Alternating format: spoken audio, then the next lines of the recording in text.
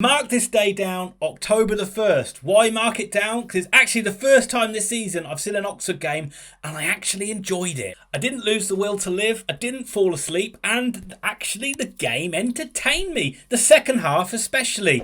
Unfortunately, Oxford didn't win it, but they didn't lose it either, and a trip to the Valley, probably expected that it would end in a draw. Charlton have been a bit of the draw kings this season, and indeed it ended like that. It ended Charlton 1, Oxford United 1. Stick around to the end of this video because I'm going to do something a little bit different. I'm going to do some player ratings. I've never done that before, so definitely stick around for that one. Yes, a lot's happened since we limped off the pitch against MK Dons and got thoroughly booed off, haven't we?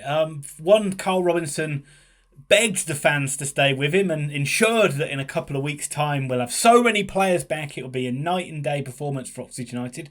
But off the field as well, I don't think any of us expected the news of the takeover. You can see my thoughts on that in the top corner right there. But generally, that has lifted the mood around Oxford United. Did we get those players back though?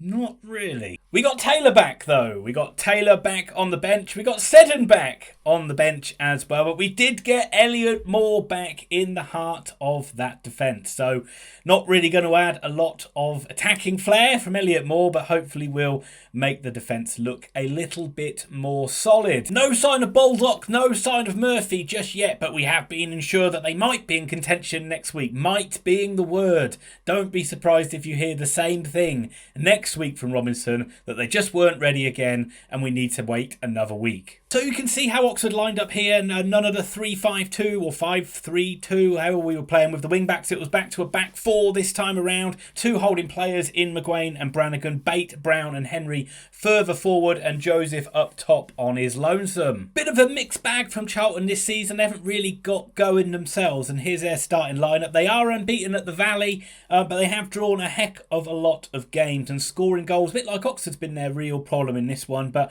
I always highlight Raksaki. He always looked a good player, and he's a player Oxford wanted to sign. Gone off the ball a little bit of late though, hasn't really scored the goals that he did when he first came. Stockley's always a threat up top as well, and that bench looks kind of strong in there as well. Jack Payne, I heard he was going to be targeted by the Oxford fans. I don't think many Oxford fans even remember he played for us, to be honest. It was such a long time ago, and he did so little, we've kind of forgotten. But he's in there too, and in this game he didn't really do much either. He was hauled off at half-time. But that is Charlton's lineup.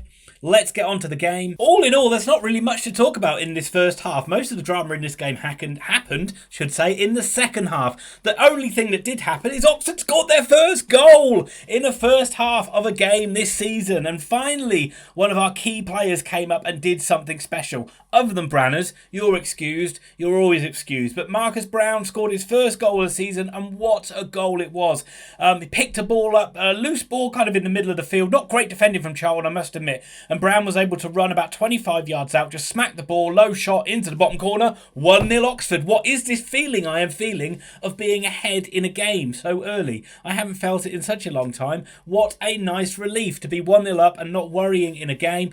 But not great from Charlton. I mean, it's a sort of goal Oxford usually concede, isn't it? Let a guy just run to the edge of our box, smack it into the bottom corner. Keeper could have done better. Defence could have done a hell of a lot better. I don't care about any of that. Oxford are winning by a goal to nil. And those Charlton fans turned on their team very quickly. There was a lot of boos from that point on. One guy audibly screaming at the Charlton players from the stands. A lot of discontent from the Valley faithful. And quite rightly so. Their side were very sluggish. Their side a bit like I've seen from Oxford this season as well, where they knock it around quite all right, tidy enough in defence. You get the feeling when Oxford did press them, and could put them under pressure and win the ball. But generally, Charlton did a pretty good job of passing the ball around in defence and midfield. It was just when they got into that final third, they didn't really do anything with it. Oxford could sit quite deep, didn't really need to push a game for once, didn't need to do anything and rush because they had that goal lead and just could really hit on the counter-attack. And it just kind of meandered along really the first half. Charlton looked at their best when they did get the ball wide. I thought Egbo had a pretty good first half. Sessegnon caused Long some problems in the first half as well, but the crossing wasn't particularly good. There was one good cross in there, which Elliot Moore did really well to head away. And there wasn't really, he still had any shots to make. He did a decent job of sweeper keeping. Good chance for Marcus McGuane. Some great hold-up work on the break from Joseph. Played in McGuane. who made a real lung-busting run up from midfield all the way up there, but his shot was pretty weak and just went by.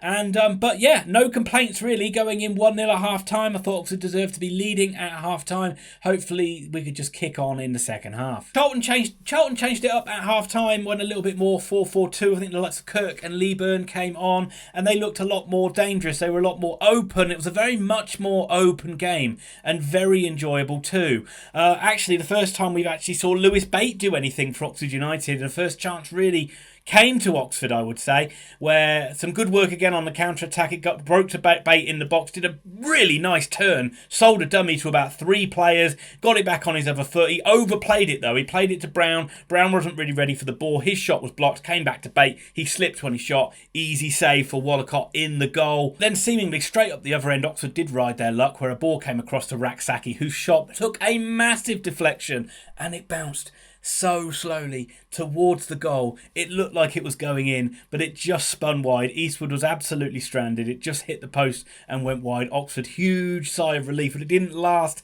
too long. Charlton make a move down the right-hand side. There was pressure in the area. It was a good cross in. Initially, I think the shot from Kirk was scrambled away and Oxford were throwing bodies at the ball. But the ball did eventually come out to Kirk, who was very composed and chipped a beautiful ball to the back post where Stockley was just there. Despite Oxford having players on the line, he was there to head in.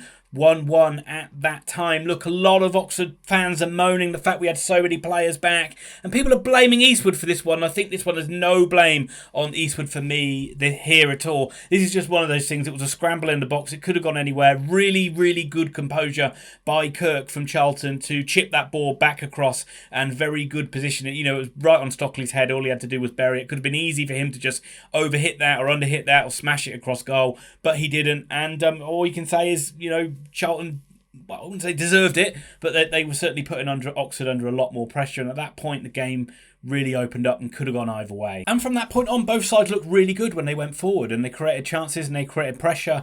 Oxford had a couple of chances. There was one shot by Joseph, which was a decent effort, as well worked, but it was well blocked as well. And there was one at the end, which I'll get back to, from Bowden. But generally, I thought the play around the midfield and both was pretty good from both sides, and both sides looked to not sit back for 1-1. Both sides went forward. It was maybe only in the last 5 or 10 minutes Oxford started to sit back a little bit, but very, very good to see and very encouraging to see. And they said on radio, if Oxford played with that tempo all the way through the season, then we'd probably have more points. And it's a bit of a wishy-washy statement, but it's hard to argue, isn't it? It would certainly have been more enjoyable if they played with that energy that they had in the team and that desire to go forward more quickly and score goals.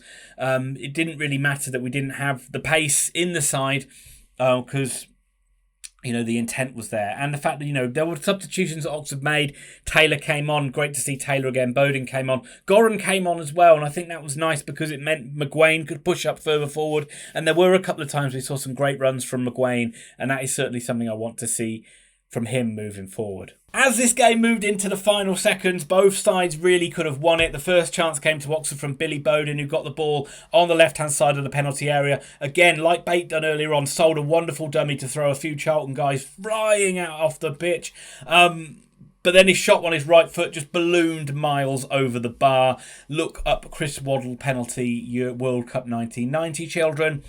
And that will be what you will see. Horrible effort, horrible finish from Bowden. He really could have done with a goal there. Certainly Oxford could have done with it and he would have ended up with 3 points. But then, nearly architects of our own downfall. You can see these things coming. Oxford committed bodies into the box from a long throw-in. No problem with that whatsoever because they're trying to win the game. But Charlton were able to break from it. It went up to Jessamai, who'd come on as sub, and he held the ball up really nicely. And then Dobson was making a great run from midfield. He was in acres of space. He's one-on-one with Eastwood. Eastwood comes out. Eastwood with a wonderful save. A great save from Simon Eastwood. I've been bashing him this season. This was a point-saving save from Simon Eastwood. He stood his ground. He stood up well. Not a great finish from Dobson, but you know, Eastwood was there with a timely block and Oxford were able to get it to 1-1. Breathe and relax a little bit at the final whistle. I think both sides will look back at it and say this is a game they could have won. I think Charlton will probably be a little bit more disappointed that they didn't kick on a bit more after that equaliser and go on and get the winner. They certainly played a lot better in the second half. The substitutions that Garner made Charlton a lot more just put a lot more intensity into their game. They were able to get the ball wide and cause Oxford problems, and they were able to pick up the ball in midfield a lot more and drive forward, which again caused Oxford problems. Oxford, I think both sides were pretty good on the turnover as well. I thought Oxford did create chances when they were running at Charlton too. So a very entertaining second half to the game. Oxford point of view, I think that where we haven't just been so poor this season, the standard of the game has been so poor that the fact that we have actually had a decent game is very refreshing. The fact that we've taken a point as well is nice as well. And if this can lead on to better things, then, if Oxford can at least just play like that every game, I'll start to be a bit happier. I can't say I'll be happy because we've got to win some games, but at least it'll be entertaining to watch, which is what we've kind of expect really over the last few seasons under Robbo. Right, let's do some player ratings. Never done it before, but come on then, let's run through and do some player ratings for this Oxford United performance. Let's start with the man in goal, Simon Eastwood. Well, I thought he did a pretty solid game, did some pretty good sweeper keeping, great save at the end. Don't think he could have done much with the goal. 7 out of 10 for Simon Eastwood. Kieran Browne at right back, I thought he had an excellent game as well. I thought he was put under pressure by Egbo in the first half. I thought he was put under pressure a couple of times from Raksaki in the second half, but I thought he did very well. He got across and recovered really well from defensive blocks as well. As one cross in the second half where he did a really good job of getting across to deny the Charlton forward. And I thought generally his defensive play was pretty good and he looked okay going forward too. Just like Eastwood, I'm giving Browne a 7 out of 10. Stuart Findlay is another one I'm going to give a 7 out of 10 to. I thought he was actually really good. The less he passes the ball, the better. And he was just there to get in the way, make some blocks, make some headers, make some tackles. There was one amazing run he did. Really was. Go back if you can. 66th minute, Findlay made an amazing run. It created a chance for Joseph. I think everyone was just so shocked that everyone just stopped and just let him go because it was a gallivanting run down the left-hand side. But I don't expect to see too many more from Findlay. But maybe his best game of the season, I would say 7 out of 10 again for Findlay. Elliot Moore I thought was excellent. 8 out of 10 for Elliot Moore. I thought he was really good. I thought he made a big difference coming back into this side. Just calmed everyone down a little bit, made some great headers, some great blocks, and really just made his ability to just read the game was so good. And again, he made some key interventions. Had one cross in the first half. He made a brilliant header to get across and get there ahead of Stockley. So 8 out of 10 from the skipper coming back into the side. Sam Long gets a 6 from me. A bit of a mixed bag from Sam Long. I thought he looked okay defensively at times, and there were some times where I don't think he did such a good job. There's a couple of times where I didn't think he was particularly good. A bit out of position at times as well, and got done a few times by Sessegnon in that first half. Didn't look that great going forward either, but didn't do anything that bad, so he gets a 6 out of 10. Marcus McGuane only gets a 6 for me. I don't think he had a great game. I thought he did okay. Made a great run obviously in the first half to get up and to get on the end of a counter-attack, but he really should have done better with the shot. Second half, I thought there was a couple of times he made some really good passes and really neat touches in his link-up play, but he didn't get on the ball enough for me, didn't drive the game forward enough for me, and actually was a couple of times he went back to old McGuane where he's trying to buy fouls and nearly cost Oxford a couple of times with that. So not the best game for McGuane. I don't think he was bad, but only a 6 out of 10. Only a 6 out of 10 for Brannigan too. I don't think he was particularly in the game that much. I thought he was quite quiet. There was, again, second half he got on the ball a little bit more. There's a couple of great passes he made, but I guess we just hold him to a higher standard. I don't think his passing was particularly great today, but still you can't fault his effort and his work rate around there. But just because, we hold Branners to a better standard than what he gave, and maybe a little harsh, but a 6. Lewis Bate gets a 5 for me. I don't think he's yet to really impact any game for Oxford United so far. Still looks a little bit too lightweight in there. Second half it was better. He did find himself on the ball a little bit more, and he had a really good opportunity at the start of that second half where he did one beautiful dummy, but he just couldn't fashion that into a goal, an assist or a goal himself. Marcus Browne is Oxford's star man for me. He gets an 8 out of 10. I thought his goal was fantastic, and some of his little touches were really good in the first half as well. But playing in a wide role, I think suits him a heck of a lot more. He can still have that freedom to go where he wants, but one-on-one with a winger, he looks more exciting. He's got such a touch of class about him. He can drive Oxford up the pitch, and he's got that little bit of quality like we saw in there today. Didn't make the full 90. Still getting back to his best, I think, but this was the best performance from Marcus Browne that we've seen so far. And for me, he gets the same rating as Moore for an 8 out of 10, but he does get my man of the match. Henry gets a 6. I don't think he did great. I think he's in there with that midfield where they just worked hard, but they didn't really do anything special to impact the game. He's got no pace to really get down the wing, and he doesn't really get too many crosses in now, so he's not really impacting the game too much. There was one decent effort, one not even really decent effort, a shot that he had in the first half. He supported Long okay, and he snuffed out some chances defensively, did a decent job, but didn't really impact the game too much. And for me, I don't see him starting too many games when the players are fit, so only a 6 for James Henry. Kyle Joseph gets a 7 for me. He is living off scraps in this Oxford United side. We're not really creating any chances for him. He did have one shot blocked in this game, but his hold-up work was pretty good, and his work rate was stellar, as it always seems to be. So I can't fault the shift that he put in. 7 out of 10 for Kyle Joseph. Substitutions, not really too much I can say about this one. Unfair to really grade them. So Matty Taylor gets a 6. He didn't really do much. He only came on. Billy Bowden gets a 6 as well. He really did. He should have scored that chance at the end.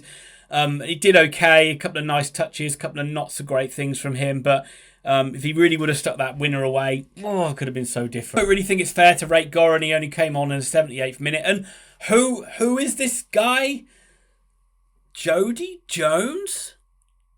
I don't know who he is, so I can't give him a grade. And the gaffer himself gets a 7 out of 10 for me. Tough old week for Robbo, tough old couple of weeks. I think he's done a good job. Oxford looked better, but back in a back four. Oxford played quite well in the first half, and Oxford played quite well in the second half as well, and getting back to being more entertaining like we were last season. I think his tactics were pretty good in this game. Oxford definitely went for it. There was no holding back, and that's what we want to see, isn't it? We want to see Oxford going for wins rather than trying to get 1-1 draws or getting 0-0s away from home.